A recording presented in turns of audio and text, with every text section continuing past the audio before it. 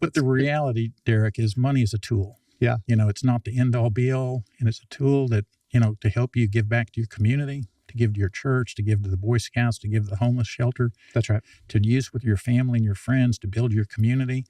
And we're all going to leave this earth without any of it. And, Yes. I do agree we need to save. We need to put some hay in the barn. I do believe in saving. Mm-hmm. But once you've got a nest egg saved, then I believe you use that money to do good things in your community and make memories with your family and your friends. Yeah. And so it's not all about just hoarding money.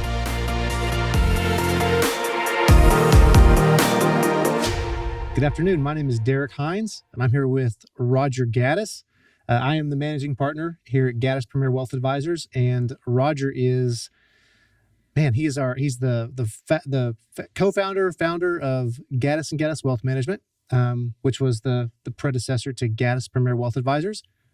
We're glad you joined us today. Hope you enjoy our podcast. So yeah, Roger, thanks for joining me. Well, I'm glad to be here today. Yeah. So how was the drive down from Ada?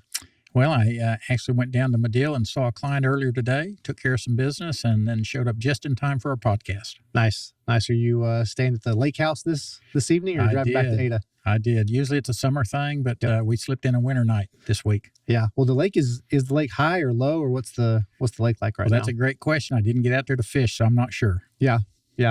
And your place is at Buncombe Creek? Buncombe Creek. Been there for about 20 years now. Yeah, that's a long time.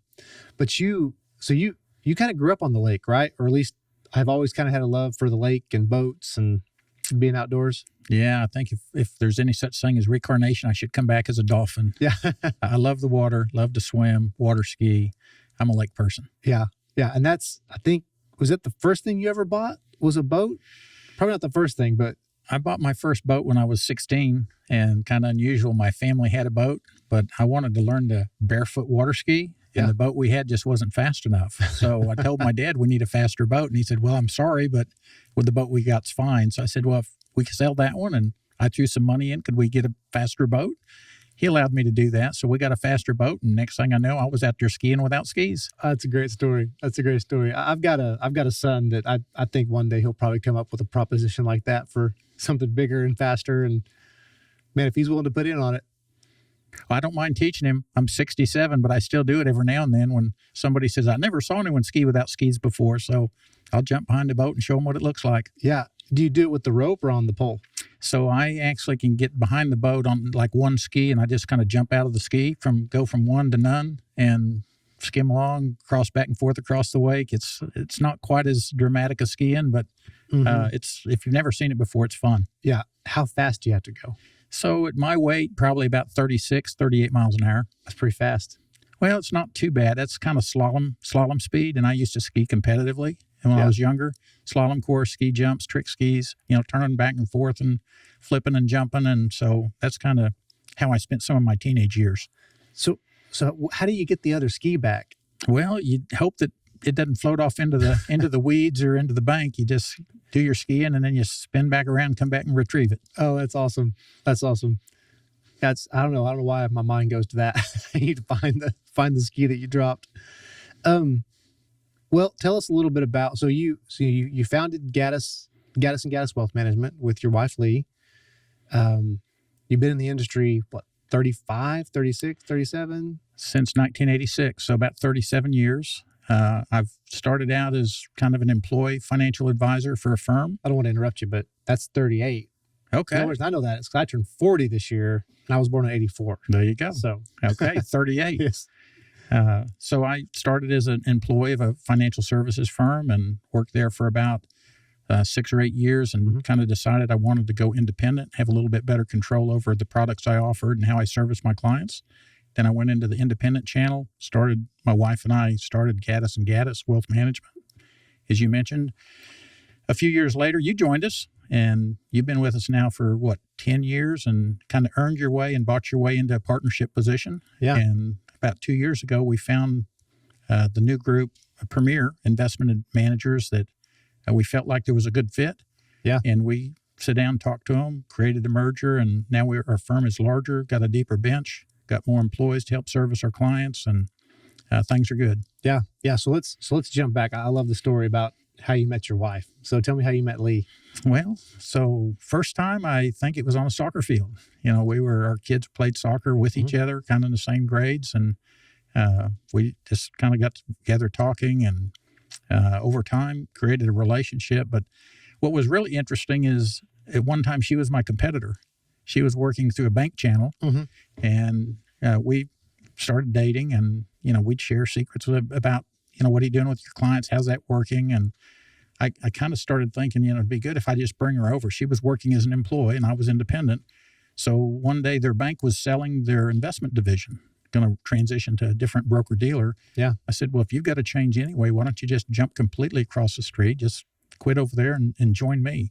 So she joined as an advisor, and we knew we were on a track to get married. We got married a couple years later. So I kind of married the competition. Yeah. I was curious. I actually I've never really dug into the order at which all that happened. So she jumped over, you guys worked together for a couple of years, but at that point, you were obviously, we were already on the track, on the marrying track. Right. Yeah. That's awesome. Yep. Like I think you said, if you can't beat them, marry them, right? Just marry your competition, and then they're not competition anymore. That's right. That's right. Yep. Well, can you give us a quick summary of your role in the company? So at one time, I was the manager and the CEO and the CFO and all of those things. And as you know, and for the audience benefit, when we did the merger, we started looking at the different people on our team, including yourself, Dave Reed, Teresa Adams, other folks on the team, and trying to look at what their best talents were. And we started separating those job responsibilities. And luckily, I now get to participate in management decisions, product selection for what we're doing in our portfolios. But a lot of those management things are now passed to other partners, and I get to meet clients, which is what I really like to spend my time doing. Yeah. Yeah. We make the joke regularly. We all want to be Roger when we grow up. I've got the best job in the firm, meeting clients. Yep. And Roger's the largest partner, so he contributes at the partnership level, and us helping us make business decisions and employee decisions, product decisions, all that stuff, and then gets to go talk to his clients. The fun stuff is the main stuff. Yes. Yep. Well, we've talked a little bit about you growing up, liking boats, but tell us a little bit about where'd you go to college, and then we'll transition into what brought you to be a financial advisor. But where'd you go to school? So that would be Oklahoma State University. Go Pokes. Go Pokes. Yeah. So they're having pretty good years these days. So I graduated in 1979, got my CPA right after that. I got a degree in accounting. I was always strong in math, and that kind of drew me into the industry. I've always been a people person. My father was in the Air Force, so we moved around a lot. About every 2 to 3 years, we lived in a different place. Meant I had to make new friends, join new clubs, Boy Scouts, church organizations, always kind of being thrust into new relationships. Luckily now, I look back, at the time it was a little traumatic having to change girlfriends and change friends. But now I find that it actually gave me a lot of skill in making relationships and meeting new people and doing new things, kind of a little bit adventuresome. Yeah. So I've just enjoyed, so when he got out of the Air Force, we settled in Ponca City, which wasn't far from Stillwater. And that's why I ended up at OSU and graduated there. As I said earlier, I went to work for more of a regional national firm as an employee, and started an office from scratch in little bitty Anadarko, Oklahoma. Yeah. So jumping back to the Air Force, where's the most where's the most interesting place you guys lived? So got 2 stories I could share with you there. We lived in Turkey, Adana, Turkey for 3 years when I was in grade school. And I remember swimming in the Mediterranean Sea, going out and seeing ruins of castles and the aqueducts coming down from the mountains. Wow. One of the most interesting things was watching them slaughter lambs or sheep on the Passover, actually seeing them doing it right at the bottom of our hotel units. Oh, wow. That was really fun. I was young, but I remember a lot of it. The other thing that was kind of memorable, we lived in Biloxi, Mississippi, when Hurricane Camille hit the coastline. And at the time Camille hit, that was the most devastating hurricane that ever hit the U.S. coast anywhere. I remember we got up the next day, and we'd been in a shelter, but there were 7 or 8 trees down on our house, and we didn't have electricity for 6 weeks, and water wasn't running. It was a mess. We went down on the beaches, and hotels were gone, gas stations were gone, just slabs of concrete. Big old ocean-going freight liners were sitting up on the beach on dry land. Wow. It was quite an experience. Yeah. So turkey, slaughtering sheep for the Passover. I know obviously, one of the F's is faith in our podcast, but what they do, did they rub the blood on the doorposts? So I don't remember seeing that. I wonder what a landlord would think about that. It was an interesting thing. They kind of slit their throats and put little holes under their skin and blow them up to separate the skin from their body to help them skin them. And it was a process. They had it figured out. Yeah, that's interesting. I know, we have sheep, and we've had quite a few sheep from time to time, and I've never used a straw to separate the skin from the lamb, but maybe that's the way to do it. Seemed to work for them. Yeah, that would take a long time. It would seem like. I bet now you might use an air hose. There you go, air pump. Yeah, use a air compressor. Might try that on your next deer. Yeah, that might work. So went to college at OSU. From Ponca City. I know you worked for ConocoPhillips for a while too. Was it ConocoPhillips or Phillips? It was Conoco. Just Conoco at the time. They did a merger several years after that. So I spent 7 years after I graduated from college working in their tax department, filing corporate and income tax and excise tax returns. Another kind of back to the water skiing, what got me interested in being a financial advisor, one of my good friends bought a boat, but he didn't know how to ski. He had the money to buy a boat, but he didn't know how to ski. So he knew I did, and he asked me to teach him. So we went out to the lake. I taught him and his family and his wife and his children, and we got him all up on skis. He had a good time. So he said, "Hey, come over to the house for dinner one night. I kind of cook some steaks to reward you for, teaching us to ski." So I went over. Yeah. He says, "You ever thought about being a stockbroker?" Because he was a stockbroker at the time. Yeah. I said, "No, I'm not even sure what a stockbroker does, on a daily basis, what the routine is." He said, "You'd be a good one. You're a people person. You're quick to learn. You got people skills, math skills." He said, "You'd be a great stockbroker." I said, "Well, I don't know. I'll think about it. I'll look into it." Mm-hmm. So I did. I started doing some research, and I thought, this sounds like fun. Instead of being behind a desk just punching numbers all the time, I could do the numbers and then deal with people. So I just got this wild idea to quit my secure accounting job at Conoco and go out and become a commission-based salesman. Yep. And that was similar to my story. And that was one of the things that I feel like kind of brought us together at first is, my wife and I, we graduated college at OSU. So go Pokes. Moved to New Mexico to work for ConocoPhillips. And probably about 4 or 5 years into that deal is when I decided to, go out on my own. And, people asked me what I was doing. I said, "Well, I guess I'm retiring, 37 years old." And, left the corporate secure job to, be an entrepreneur. Right. And I wouldn't go back, really. So my only regret is that I didn't learn about it earlier and take the jump quicker than I did. Yeah. It's been very fulfilling. Yes, I agree. So let's see, we got college, job, marriage, starting a family. So tell us a little bit about your family. I know you've got a couple boys, right? So Lee and I have 4 sons. Yep. They're all doing great, got college degrees, living on their own, buying their own houses, them and their bank. Yeah. Driving their own cars, got 6 grandchildren. The youngest is 2. She was over one day this week. She just loves to come see Pops and go out and feed the cows. That's her highlight of her visit to Grandma and Grandpa's house. Yeah. Do you take her on side-by-side or tractor? Or? We do, but she just loves to go out and stand with the cows. I'll call them up to the pen. She even helps call them in. And so we'll get them up to the pen, and she wants to go out there and stand with them while they're eating. And she's just fascinated by cows. Yeah, and she's 2? She's 2. 2, and whose daughter is she? She's Will. He's the youngest. Yep. He's a highway patrolman. Yes. Our 3rd son is a financial advisor, has his own office in Tulsa. Son number 2 has his own landscaping company, and our oldest son is a medical doctor. Yep. That's a lot of differences. Yep. A lot of variances, but they're all doing well. As I say, kind of standing on their own 2 feet, doing their own thing. I'm real proud of them. Yeah. Yeah. We have a lot of the guys. So, I do jujitsu. You've done taekwondo in the past. Right. A lot of the guys that do jujitsu are highway patrolmen. So a lot of no will. And I don't know if he doesn't train jujitsu, does he? He actually does. He's been in several competitions and brought home some medals. Okay. Nice. He's on the state TAC team. Yep. So when hairy things happen, he gets called into duty. Yeah. That's one of the consistent things. As I say, you don't want to tangle with Will. He's a pretty big guy too. He's a big guy. I don't want to tangle with him. Yeah. Yeah. So you've done taekwondo. And I know before we got on the podcast, I mentioned that my back is a little out. So if I kind of wiggle around, we all know why that is. But tell us a little bit. So you're a black belt? So yes, I got started late. I had 4 brothers. So when I grew up in a family with 5 boys, no sisters, always wanted to do some sort of karate or taekwondo or something as a kid. But we fought enough at home, and mom and dad said, no, we don't need any martial arts. It'll just make things worse. So I didn't actually start training till I was in my 30s. Yeah. I think I got my black belt when I was 38, 39.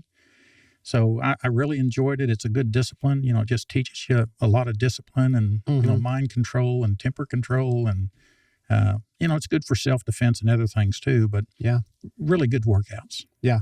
Yeah. That's awesome. That seems pretty fast. Is that fast to get a black belt, or? It probably took me about 4 years, and it probably was faster than normal, but I was really dedicated to it. That was something that, pretty much 5 days a week, I was at the gym, working out with training partners and working out with our 4th degree black belt who was running our school. Yeah. So I put myself on a fast track by being extremely dedicated. Yeah. Yep. That's awesome.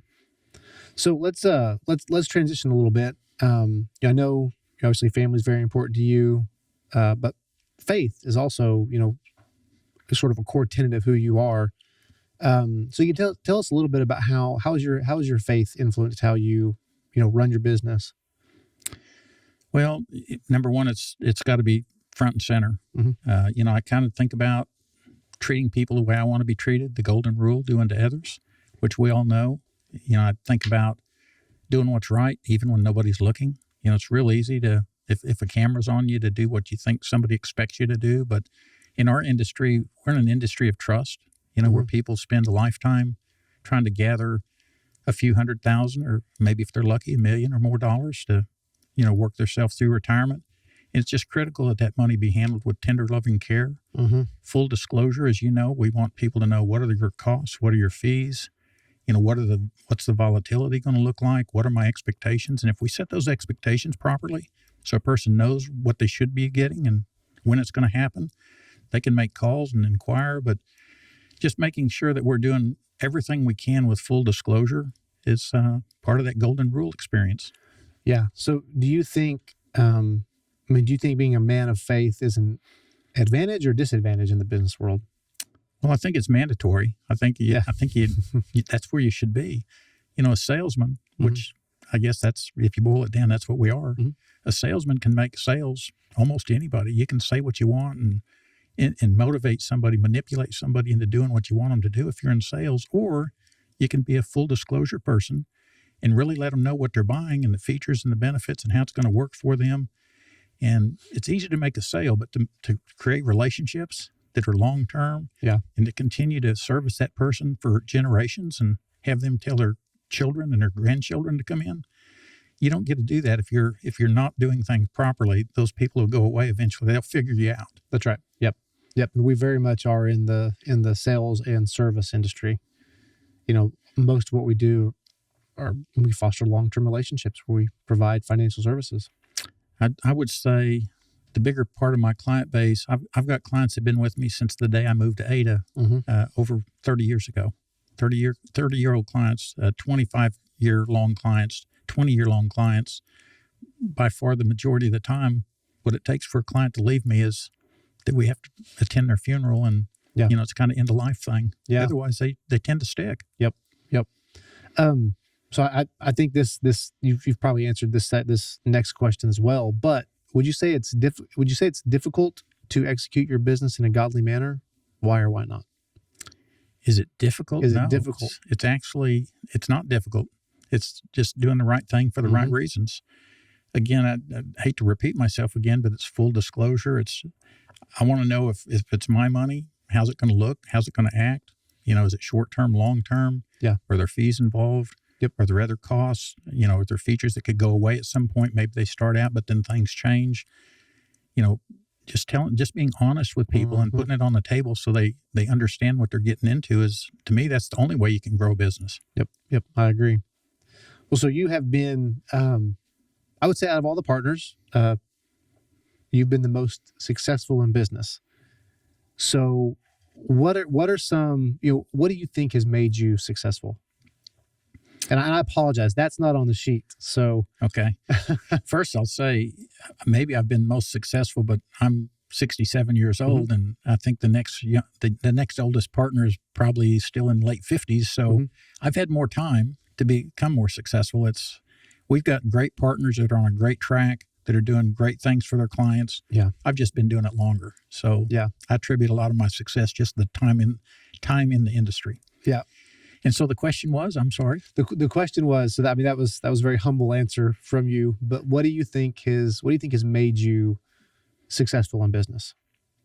So I think, unfortunately, probably earlier in my career, I was not really very balanced, and I probably worked too much, kind of this work, leisure, work, family balance thing. I probably worked too much, and that's not so bad when you're building a business. If you want to get something off the ground, I had an uncle once. It's kind of a funny story. Yeah. His name was Gene. I think I know where this is going. You know where this is going. So Gene was a painter. He's passed away now, but he was a painter, and he told me, he said, Roger, if you're really on top of your game and you know what you're doing and you got all your ducks in a row, a good entrepreneur should only have to work half a day. I said, Gene, you're nuttier than a fruitcake. What are you talking about? And work a half a day. I'm like, I must not be any good at this. He said, No, it's true. Half a day, and it doesn't matter which 12 hours you pick.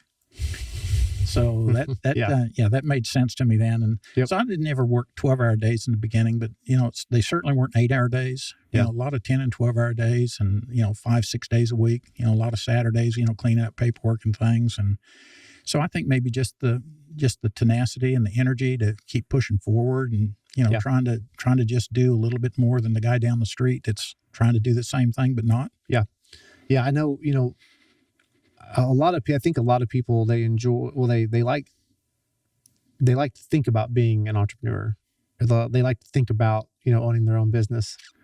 And, for everyone that is considering starting their own business, if they talk to me, I say, look, if you can do anything else, just, go do that, instead of, if you can just have a job, go have a job. I heard a guy say one time that, a successful entrepreneur is the only guy that is willing to work 80 hours a week, so no one tells him he has to work 40.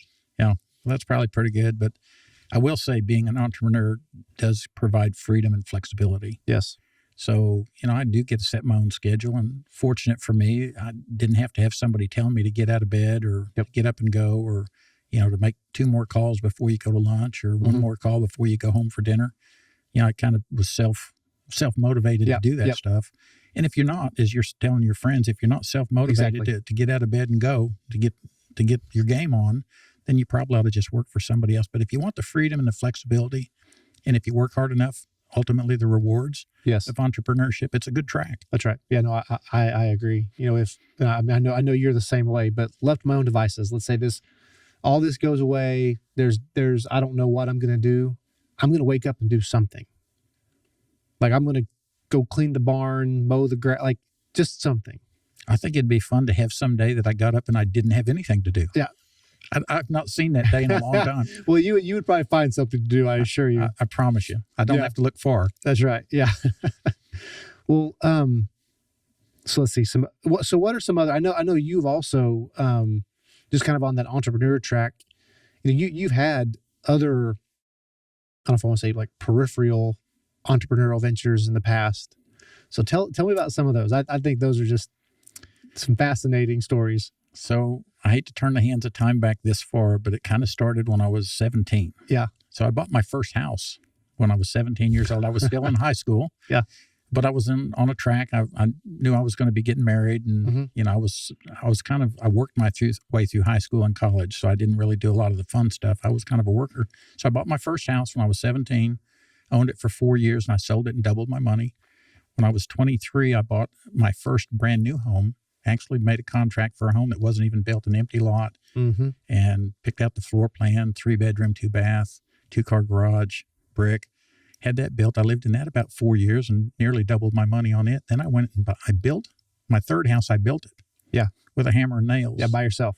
Well, I'm sure you had help. Yeah, I'm sure you had help. Yeah. I had help. I had 2 friends, and we just banded together and said, let's build 3 houses. 1 for me, 1 for you, and 1 for you. And so we got together and we built 3 houses. And how old were you at that point? I was 25. Okay. And I'd never done that before, but we actually went to some housing additions and looked at other construction projects and how'd they do that corner? How'd they do this? What'd they do there? And we figured it all out, and we built 3 houses. So my third house, I built one that was probably twice as big as I could have really afforded, but the labor was free. We did it all from the concrete to the framing, the roofing, the shingles, the wallboard, the insulation. We did it all. Mm-hmm. So I got a really nice house for about half price. Yeah. And, I've just always loved real estate. So we were, my family and I, we bought and remodeled houses and flipped them, and we built up a little bit of real small rental empire. Okay. And that was fun. When after a few years, I got into the oil and gas industry, which has been very volatile, and that was not real kind to me. I owned oil wells back when oil went to about $8 a barrel, and that was just not sustainable. And I decided that wasn't probably the business I wanted to be in. That was a little sideline. Yeah. My wife and I owned some highway billboards currently. We still do, and just kind of sell advertising, and that's kind of a nice little sideline. A few years ago, we actually even invested in a couple medical clinics. Found that was kind of a tough business too. What you bill to insurance companies or Medicare or Medicaid or, the billing stuff and, the competition and, keeping medical providers on staff. And it was quite a challenge. I learned a lot of stuff about medical billing, and I kind of decided it's a little bit dysfunctional, to tell the truth. Yeah. Yeah. From what little I know about it, it sure sounds like it's more insurance than medical. It's a little bit crazy. Yeah. Yeah. So rental empire, oil and gas, billboards. I think we're missing one that's got some cars to deal with. Oh yeah. Well, that was an interesting little sideline too. Back when, thank you for mentioning that, Derek. Yeah. About 12 years ago, there was a deal on push for these little low-speed electric vehicles. Yeah. And the little car, actually modified golf carts. Okay, They were. that's what I thought. Yep. But they modified them so that they could go about 30 miles an hour. They had auto glass windshields and turners and turn signals and headlights, high, low, outside mirrors and seat belts. And they were really nice upgraded golf carts. And so when the state and the federal decided they were going to do tax credits to help subsidize that industry, a friend and I, a couple of friends, we bought into a dealership, and we sold the fire out of those cars because the tax credits made them nearly free. A person could buy one for $6,000 and get $5,800 back in tax credits. Yeah. Yeah. So it didn't last long. The state decided they didn't want to pay the credits anymore, and so they kind of started changing the rules. Yeah. That business only kind of lasted for a couple of years. Yeah. Yeah. The deal was too good to be true. It was. I couldn't believe it when I was told that these things were almost free. I challenged the person that told me, but he was right. It was true. Yeah, I remember we were at a conference one time with your friend Bob, and he was the one were you partners with Bob? That's right. Yeah, and he laughed. He's like, "Well, Roger, how many of these free cars you think you can sell?" It's exactly what he said. Yes. Yep. Yeah. Well, I think all that's super intriguing, and I know on the billboards. I mean, I get more feedback on those billboards than almost anything that we do.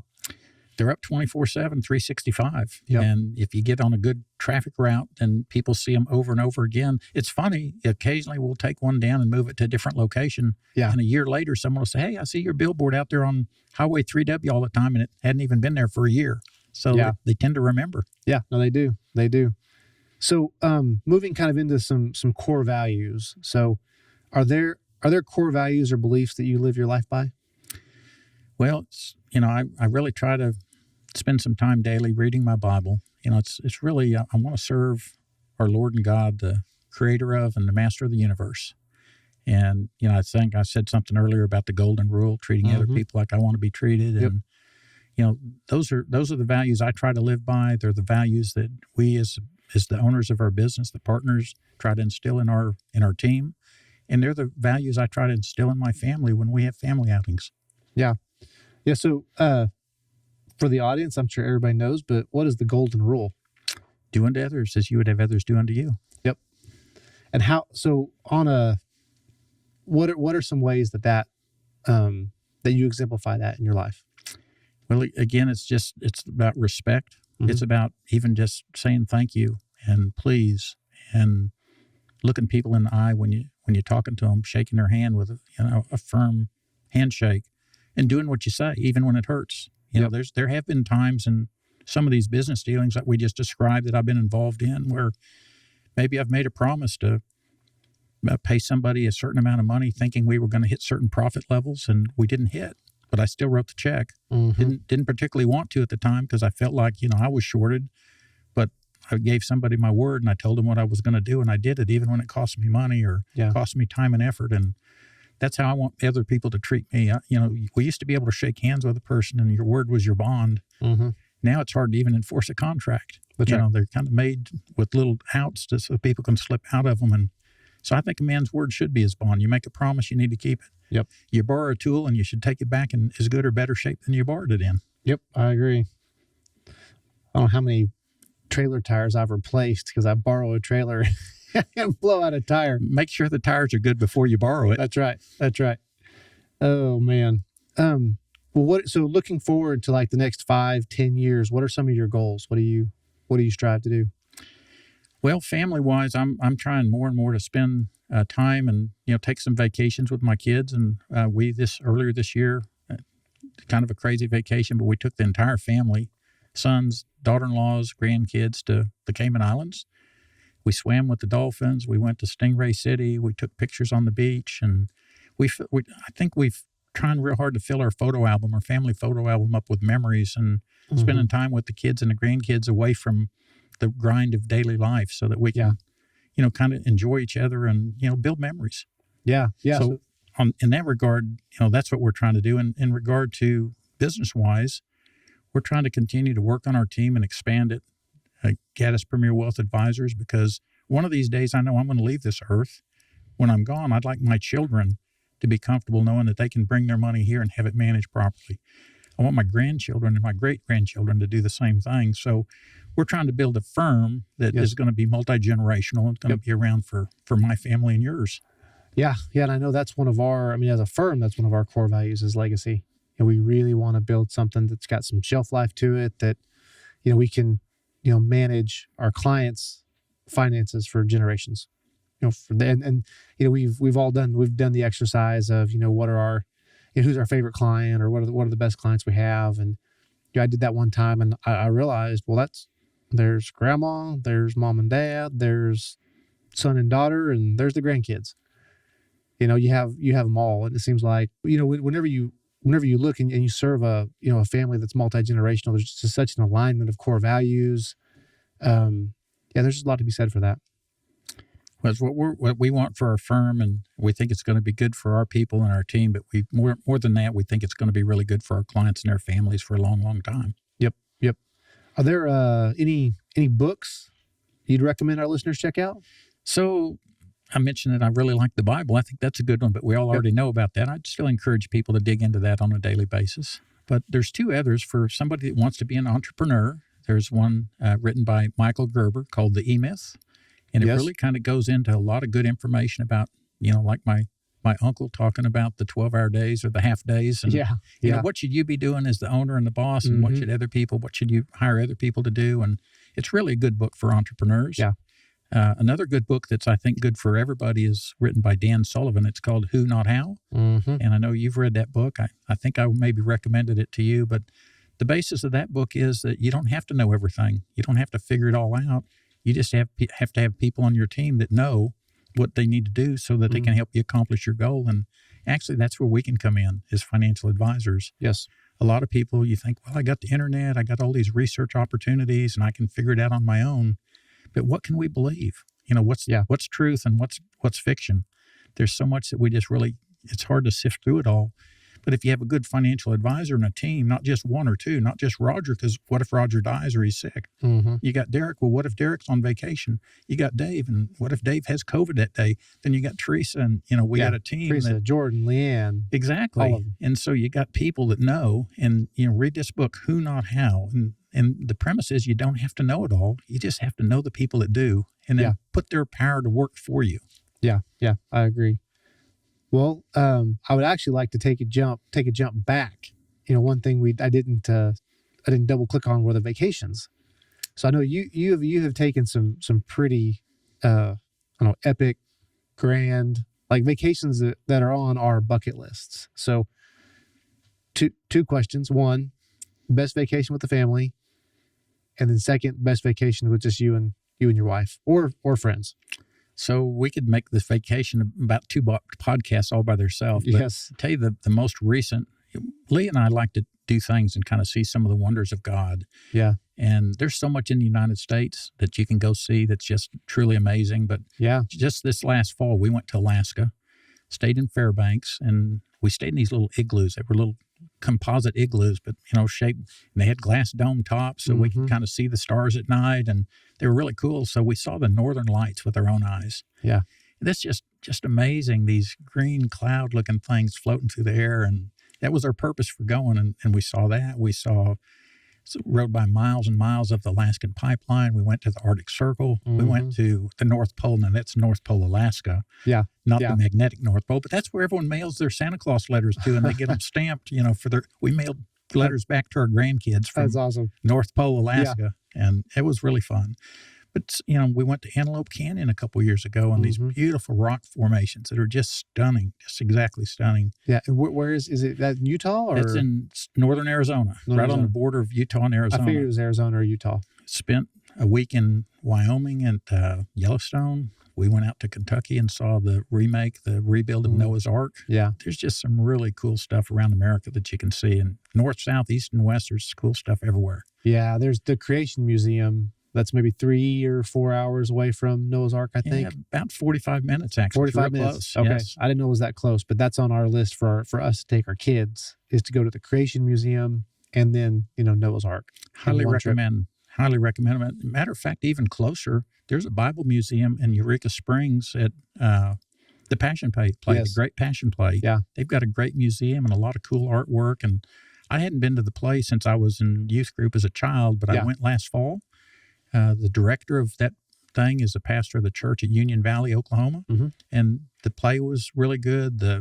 They've got some displays and things that are really unique, and I'd advise people go over, and that's close. Yeah, that is close. Yeah, I know we went to the Great Passion Play when I was in high school, as my high school youth group went over to the Passion Play. Well, that was a few years back. You ought to go again. They've probably changed a few things. Yeah, it was a while ago.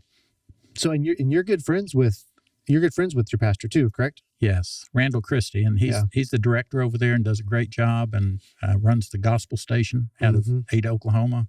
And he's a good man and got a good ministry. Yeah, that's incredible. All right, so lastly, is there anything that you would want our listeners to take away from this episode? So I haven't really said it yet, but someone else told me a couple of stories, I guess. First of all, I'd say, and I say this at little workshops that we have, people think about accumulating money, and, he who dies with the most money is still dead, right? Yeah. So accumulating a lot of money just for accumulating money is really pretty worthless. Yes. And you hear the story, and probably this really happened sometime, but you hear the story about the old man who tells his wife, when I die, I want you to bury my money with me. Just take it all and bury it with me. And she said, well, I can't do that. I got to live on. No, I want it all buried with me. She said, okay, reluctantly. She said, okay, I'll do it for you then. So on the day of his funeral, right before they closed the casket, she wrote a check for the full amount of the money, dropped it in the casket, and they closed her up. So, but the reality, Derek, is money is a tool. Yeah. It's not the end all be all, and it's a tool that, to help you give back to your community, to give to your church, to give to the Boy Scouts, to give to the homeless shelter. That's right. To use with your family and your friends, to build your community. And we're all going to leave this earth without any of it. And, I do agree we need to save. We need to put some hay in the barn. I do believe in saving. But once you've got a nest egg saved, then I believe you use that money to do good things in your community and make memories with your family and your friends. Yeah. And so it's not all about just hoarding money. Yeah. No, I agree. Yeah, we'll have to do, just a lot of our conversations in the past are coming to mind, about like work optional lifestyle. And we could do 2 podcasts on Roger's analogies. Well, we'll probably, next time we do a podcast, we'll do that. Yeah, we'll just do analogies. Well, awesome. Well, Roger, I really appreciate you coming on. I appreciate everybody listening. One thing, Roger, that I've always appreciated about you is just your knack for business, your love for people, your core value of integrity, always doing what's right, whether it's convenient or inconvenient. And I know, I would not be where I'm at today without your mentorship, tutelage. And so I really appreciate you. Well, and I appreciate you too, Derek, and what you do for the firm and for our clients. Yep. Thank you.